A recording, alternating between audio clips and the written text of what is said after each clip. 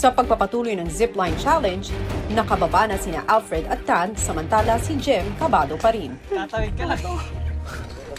Pinakatakot-takot talaga sa heights. Lalo na pag ganong ka-extreme yung heights. Don't forget the number!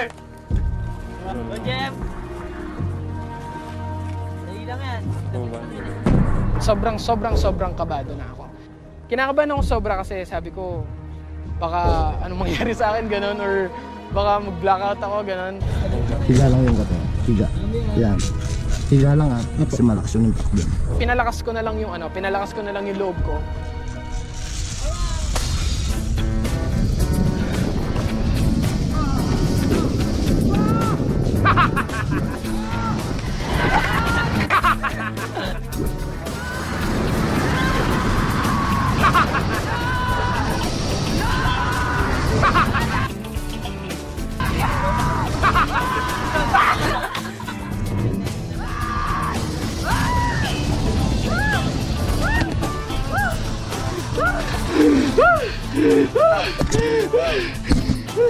Yung experience ko dun sa zipline, sobrang sarap niya.